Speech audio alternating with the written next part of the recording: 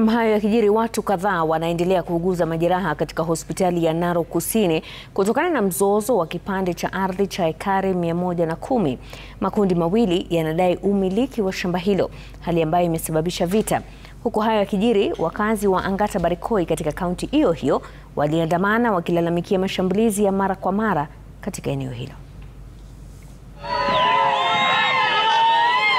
Ijumaa katika eneo la Angata Barikoi, Transmara Kusini, kaunti ya Narok, mamia ya wakazi walijitokeza barabarani wakibeba mabango kulalamikia mauaji ya wenyeji kwa mtutu wa bunduki. Wenyeji hawa wakitaka naibu kamishina wa eneo hili Abdihakim Jubat kuondolewa mara moja, wakidai ameshindwa kudumisha hali ya usalama hapa.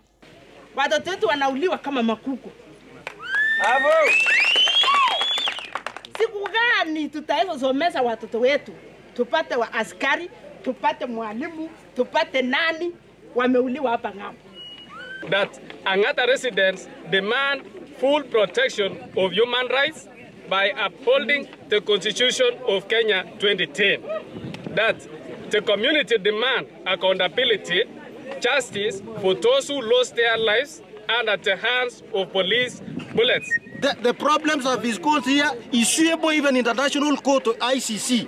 Crime against humanity, people have been maimed, people are now paralyzed, and we have several of them we are now working with scratches. Watu 6 waliuawa kwa kupigwa risasi na maafisa wa polisi miezi miwili iliyopita katika eneo hili. Hayo yanajiri wakati ambapo kulikuwa na makabiliano makali baina ya vikundi viwili kule Ngoswani, Narok Kusini, waliokuwa waking'ang'ania umiliki wa kipande cha ardhi chenye ekari 110. Makabiliano hayo yakisababisha watu kadhaa kujeruhiwa. Zoezi la kugawa kipande hicho cha ardhi kwa wamiliki wapya 500 lilitibuka licha ya mahakama kuwapa ruhusa ya kugawa shamba hilo.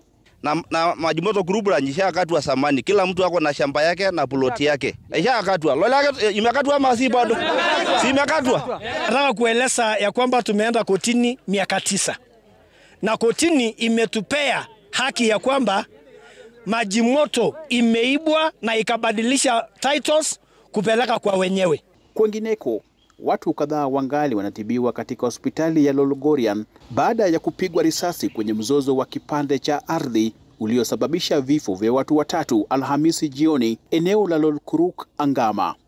Juhudi za kuzungumza na maafisa wa usalama mjini Narok zikigonga mwamba mchana kutwa. Crispin Otieno, runinga ya Citizen, Transmara.